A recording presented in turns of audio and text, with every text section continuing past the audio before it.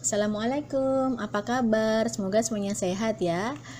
Balik lagi saya Viniatus Soliha. Untuk kesempatan kali ini saya akan melanjutkan materi pendidikan kewarganegaraan untuk kelas 10 untuk modul 1 yakni etika roda pemerintahan yang akan saya bahas mengenai unit 2 aparatur negara yang melayani. Aparatur negara Republik Indonesia terbagi atas 2, Kementerian Negara dan lembaga pemerintah non-kementerian. Kementerian Negara ini perangkat pemerintah yang membidangi urusan tertentu dalam pemerintahan, sedangkan lembaga pemerintah non-kementerian ini lembaga pemerintah pusat yang dibentuk untuk melaksanakan tugas pemerintahan tertentu dari Presiden. Ada 3 ruang lingkupnya, yakni Kementerian Negara yang secara tegas disebutkan dalam undang-undang ini meliputi urusan luar negeri, dalam negeri, dan pertahanan. Sedangkan Kementerian Negara yang ruang lingkup urusan pemerintahannya disebutkan dalam undang-undang meliputi urusan agama, hukum, keuangan, keamanan, hak asasi manusia, pendidikan, kebudayaan, kesehatan, sosial, ketenagakerjaan, industri, perdagangan, pertambangan, energi, pekerjaan umum, transmigrasi, transportasi, informasi, komunikasi, pertanian, perkebunan, kehutanan, peternakan, kelautan, dan perikanan. Sedangkan untuk Kementerian Negara yang urusan pemerintahannya dalam rangka penajaman, koordinasi, dan sinkronisasi program pemerintah ini meliputi urusan perencanaan pembangunan nasional, aparatur negara, kesekretariatan negara, badan usaha milik negara, pertanahan kependudukan lingkungan hidup, ilmu pengetahuan teknologi, investasi, koperasi, usaha kecil dan menengah, pariwisata, pemberdayaan perempuan, pemuda dan olahraga, perumahan, pembangunan kawasan dan daerah tertinggal. Oke, yang kita bahas untuk Kementerian Luar Negeri. Jadi salah satu kementerian negara yang memiliki peranan penting adalah Kementerian Luar Negeri. Kementerian ini sangat penting untuk dipelajari bila berhubungan dengan bangsa dan negara lain. Banyak yang berkepentingan karena ketika berada di luar negeri berada di negara lain. Kementerian Luar Negeri ini merupakan salah satu dari 3 menteri yang melaksanakan tugas kepresidenan ketika presiden dan wakil presiden secara bersamaan ini tidak dapat melakukan kewajibannya dalam masa jabatannya. 2 menteri yang lain adalah Menteri Dalam Negeri dan Menteri Pertahanan. Untuk tugas dan fungsi dari Kementerian Luar Negeri, 1. Merumuskan dan menetapkan kebijakan di bidang politik dan hubungan luar negeri, menyelenggarakan urusan pemerintah di bidang hubungan diplomatik dan bilateral luar negeri untuk membantu Presiden dalam menyelenggarakan pemerintahan negara, mempertahankan kemerdekaan bangsa dan menjaga keselamatan negara, memperoleh barang-barang yang diperlukan dari luar negeri untuk memperbesar kemakmuran rakyat, melakukan kerjasama untuk meningkatkan perdamaian internasional dan kerjasama dengan anggota organisasi internasional, dan meningkatkan persaudaraan dengan semua bangsa, dan lain sebagainya.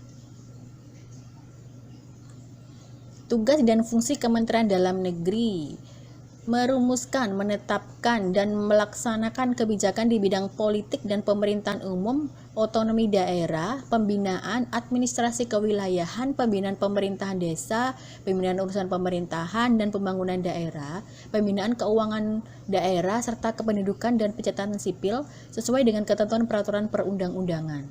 Seperti melakukan perencanaan pembangunan dengan berkonsultasi dengan Komisi Perencanaan Pembangunan Nasional, memastikan tertib manajemen registrasi penduduk sesuai dengan konstitusi negara, memastikan tertib manajemen masalah dokumen perjalanan masuk dan keluar, dan menjaga, memelihara, dan meningkatkan keamanan serta ketertiban umum terhadap ancaman untuk menegakkan keamanan internasional dan ketertiban umum dan lain sebagainya.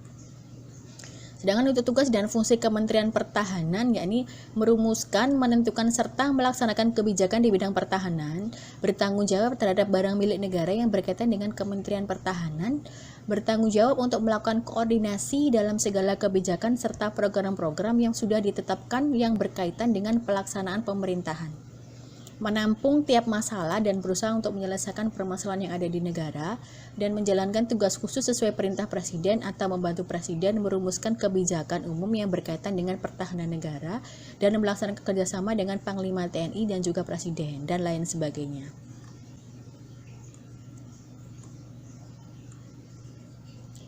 Lembaga pemerintah non-kementerian, yakni lembaga pemerintah pusat yang dibentuk untuk melaksanakan tugas pemerintahan tertentu dari Presiden. Fungsinya menyelenggarakan fungsi dukungan di bidang manajemen pemerintahan, substansi pemerintahan tertentu, pelayanan publik, regulasi publik, dan pengkajian dan penelitian. Nah, ini ada macam-macam lembaga pemerintahan dan kementerian dan fungsi atau tugasnya, yakni salah satunya ada BPOM. Ini untuk mengawasi peredaran obat dan makanan, pengkajian dan penyusunan kebijakan nasional dan lain sebagainya.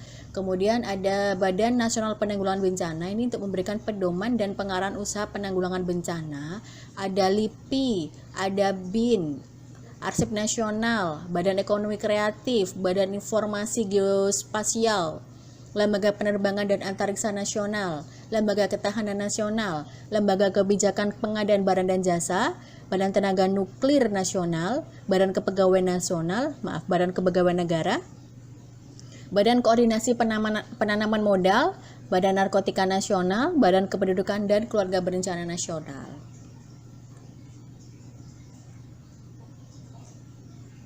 Kementerian negara maupun lembaga pemerintah non-kementerian ini secara umum dijalankan oleh aparatur sipil negara atau ASN ya, yang berprofesi sebagai pegawai negeri sipil dan pegawai pemerintah dengan perjanjian kerja yang bekerja pada instansi pemerintah. ASN dalam menjalankan tugas dan fungsinya harus mendasarkan pada nilai-nilai Pancasila, yakni harus memegang teguh ideologi Pancasila, setia dan mempertahankan undang-undang serta pemerintahan yang sah, mengabdi kepada negara dan rakyat Indonesia, dan sebagainya. Demikian untuk materi PKN yang bisa saya sampaikan, dengan harapan semoga bisa menjadi ilmu yang bermanfaat bagi kita semuanya. Tetap menjadi warga negara yang berbudi dan mencintai serta menghargai Indonesia yang berbhinneka tunggal ika. Terima kasih. Assalamualaikum warahmatullahi wabarakatuh.